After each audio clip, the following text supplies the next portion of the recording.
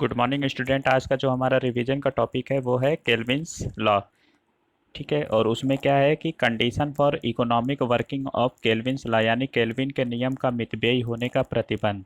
तो देखिए, कल हम लोगों ने क्या चीज़ देखा था, केल्विन का नियम, उसका क्या उद्देश्य है। ठीक है, तो उस तो कल हम लोगों ने क्या चीज़ देखा था कि जो केल्विन हैं, तो केल्विन ने क्या किया था कि जो हमारे पूरे एनुअल कास्ट थे उसको दो पार्ट में डिवाइड किया था। किसमें किसमें? एक नियत मूल्य में और दूसरा किसमें था? रनिंग कॉस्ट में। तो नियत मूल्य में अगर हम लोग देखें तो जो हमारा ओवरहेड ट्रांसमिशन लाइन है, उस ट्रांसमिशन लाइन का जो सपोर्ट हो गया, क्रॉस आर्म हो गया, इंसुलेटर हो गया, कंडक्टर हो गया, जंपर हो गया, इस सब के पूंजी पर और इनको इंस्टॉल करने के लिए जो वार्षिक ब्याज और उस पर जो डेप्रिसिएशन है उसको हम लोग क्या कहते थे? अचल मूल्य कहते थे।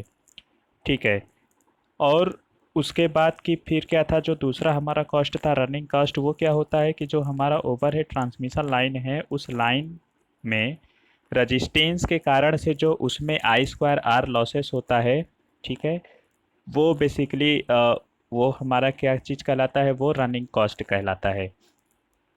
ठीक है, तो और इसके बाद फिर हम लोगों ने क्या चीज़ देखा था कि जो केल्विन का नियम है, केल्विन का नियम क्या होता है?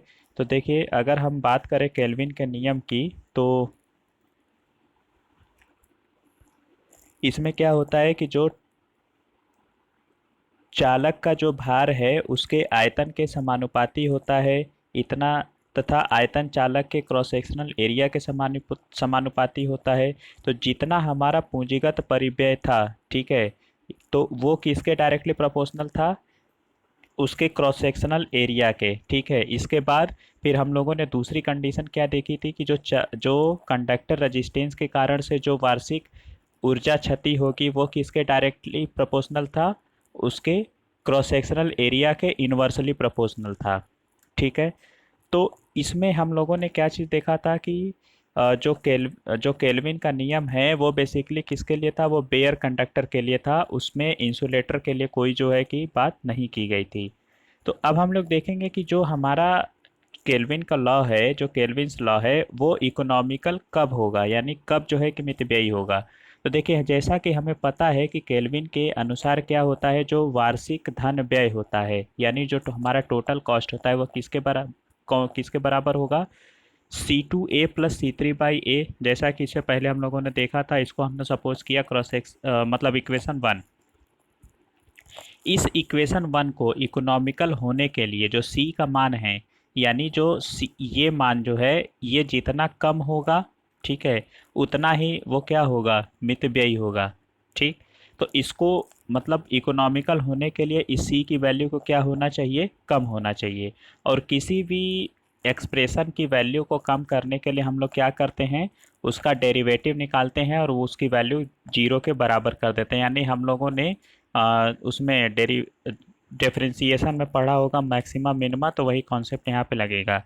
तो इस पर जो ये सी है, जो टोटल कॉस्ट है, वो बेसिकली किस पर डिपेंड कर रहा है? उसके क्रॉस सेक्शनल एरिया पे। ठीक है, तो इसका हम एरिया के रिस्पेक्ट में क्या करेंगे?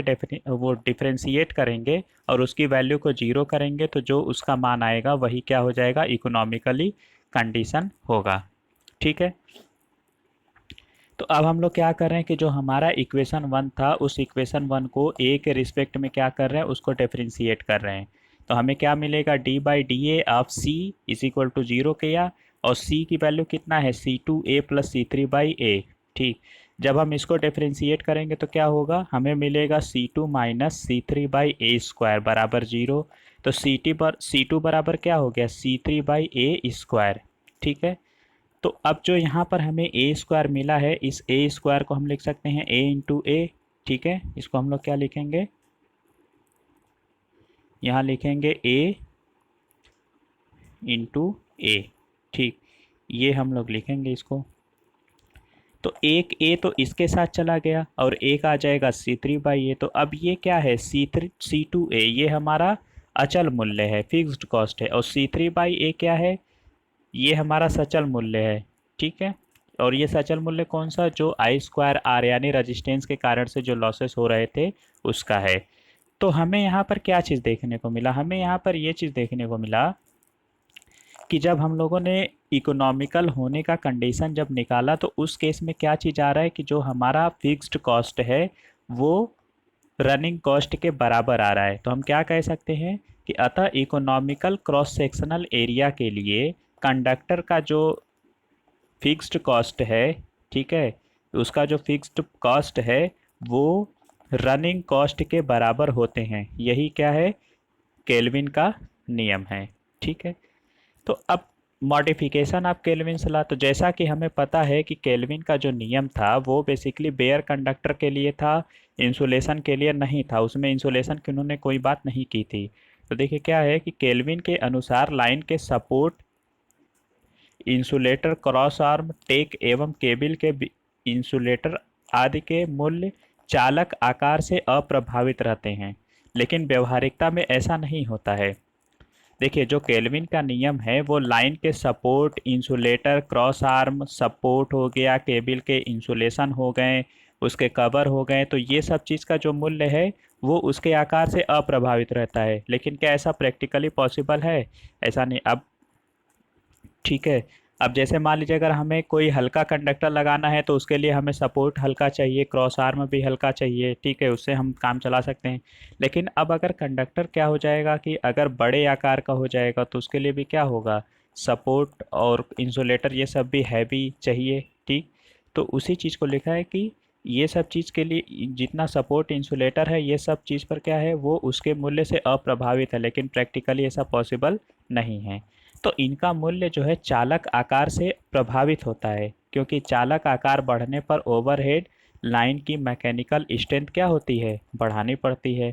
यानी जैसे जैसे कंडक्टर का आकार बढ़ेगा वैसे उस केस में हमें क्या करना पड़ेगा, जो कंडक्टर का मतलब जो मैकेनिकल स्ट्रेंथ होगा ओवरहेड लाइन का, उसको हमें क्या करना पड़ेगा, बढ़ाना पड़ेगा। ठीक, तब तथा केबिल में भी विद्युत रोधन पर व्यय बढ़ जाता है। अतः केल्विन के नियम में कैप, जो केल्विन के नियम में जो संशोधन किया था उनका क्या नाम था, कैप। तो कैप द्वारा किए गए संशोधन के अनुसार, ठीक है, लाइन के पूंजीगत परिव्यय को दो भागों में विभाजित किया गया। इन्होंने भी क्या किया, कैप ने दो भाग में विभाजित किया। पहला क्या था कि वह परिव्यय जो चालक आकार से अप्रभावित रहता है, अचल मूल्य कहलाता है। उन्होंने क्या किया था कि जो हमारे सपोर्ट थे, क्रॉस आर्म थे, उसको उन्होंने फिक्स्ड कॉस्ट किया। लेकिन कैप ने जो उसको संशोधन किया तो उन्होंने क्या किया कि वह परिव्यय जो चालक आकार से अप्रभावित रहता है उसको अचल मूल्य कहते हैं। ठीक है, और दूसरा उन्होंने क्या कहा कि वह परिव्यय जो चालक आकार के साथ समानुपाती होता है वो क्या कहलाएगा, सचल मूल्य कहलाएगा। ठीक है, ये कैप का था। फिर क्या है कि केल्विन के लिए जो इंसुलेशन इफेक्ट पर विचार करें तो दिए हुए केबल के लिए जो संसेचित का पेपर होता है, संसेचित पेपर इंसुलेटर के साथ दी गई जो शीट है, कवचन है, कवचन के आवरण के मूल्य के क्रॉस सेक्शन के साथ बहुत अधिक नहीं बदलता। ये किसका था, केल्विन के नियम के अनुसार, जिसके परिणाम स्वरूप अनुमानित मोटे कोर के केबल के कॉस्ट के साथ एक कांस्टेंट और जोड़ दिया जाता है।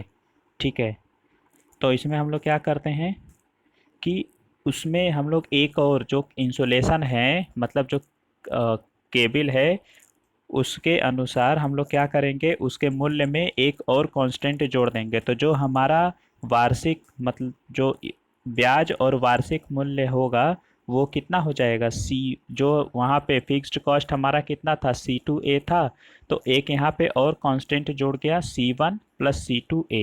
ठीक है, तो ये अब हो गया क्या चीज़, फिक्स्ड कॉस्ट, और ये क्या कर रहा है, उसके चालक आकार से प्रभावित नहीं है। ठीक है, अतः कैप के संशोधन के अनुसार अब क्या हो जाएगा, कुल जो वार्षिक धन व्यय होगा, टोटल कॉस्ट बराबर हो जाएगा C1 plus C2A plus C3 by ए। ठीक, अब इसको अगर हम इकोनॉमिकल होने की कंडीशन निकालेंगे तो उस केस में भी क्या निकालना पड़ेगा, DC by D A is equal to 0 हो जाएगा। ठीक है, तो जब हम इसको एरिया के रिस्पेक्ट में डिफ्रेंशिएट करेंगे तो हमें क्या चीज़ मिलेगा, D/dA C1 plus C2A plus C3 by A is equal to 0। ठीक है, तो C1 हमारा कांस्टेंट है, तो उस केस में क्या हो जाएगा, ये जीरो हो जाएगा, तो हमें क्या मिलेगा, फिर से मिलेगा C3 - C3/a²। ठीक है, तो C2 इज इक्वल बराबर जीरो था, तो C2 is equal to C3/a² हुआ। तो इस केस में हमें क्या चीज़ मिला, C2a is equal to C3/a। और यहाँ पर जो इकोनॉमिकल एरिया की अगर हम बात करें तो उसकी वैल्यू किसके बराबर हो जाएगी, C3/C2, यानी √C3/C2 के। ठीक है, तो देखिए क्या चीज़ है कि जो हमें व्यंजक मिला है, ठीक है, उपर्युक्त व्यंजक से स्पष्ट है कि इंसुलेशन के चालक के क्रॉस सेक्शनल एरिया के लागत पर कोई इफेक्ट नहीं पड़ता है, जो कि सबसे न्यूनतम वार्षिक हानि देता है। ठीक है, यानी हम इंसुलेशन की बात करें तो इंसुलेशन का उसके क्रॉस सेक्शनल एरिया पर कोई प्रभाव नहीं पड़ता है। और यही क्या है, जो C2a is equal to C3/a आया है, यही क्या है, यही इकोनॉमिकल कंडीशन है। ठीक है, अब हम बात करते हैं किस पर, लिमिटेशंस ऑफ केल्विन्स लॉ। ठीक है, ये बहुत इंपॉर्टेंट है, केल्विन का नियम क्या है, केल्विन के संशोधन क्या है और इसके क्या लिमिटेशन है। तो देखिए इसके कई सारे लिमिटेशन है। पहला क्या है कि चालक में जो ऊर्जा क्षति की वर्ष भर के लिए कैलकुलेशन करना कठिन होता है, क्योंकि पूरे समय चालक में धारा स्थिर नहीं रहती है। ठीक है, दूसरा क्या है कि केल्विन के नियम से चयन किए गए चालक का क्रॉस सेक्शनल एरिया कम होता है, जिससे उसमें वर्ष भर वोल्टेज ड्रॉप बढ़ता है तथा ट्रांसमिशन लाइन का वोल्टेज रेगुलेशन बढ़ जाता है, जो कि लाइन की दक्षता को, उसकी इफिशियंसी को क्या करता है, घटाता है। ठीक है, नेक्स्ट क्या है, नेक्स्ट है हमारा कि कंडक्टर का जो डायमीटर होता है उसके कम होने के कारण कोरोना लॉसेस अधिक होते हैं। ठीक, फिर नेक्स्ट क्या है, यह नियम तापमान को प्रभावित नहीं करता। ठीक है, फिर नेक्स्ट, पावर फैक्टर का सही ज्ञान न होने से ऊर्जा मतलब जो एनर्जी लॉसेस है उस पर कैलकुलेशन करना कठिन होता है। ठीक है, फिर लाइन का जो वास्तविक लोड कर्व प्राप्त नहीं होता, जिससे कैलकुलेशन करना कठिन होता है। तो ये क्या है, उसके केल्विन के नियम के लिमिटेशंस हैं। ठीक है,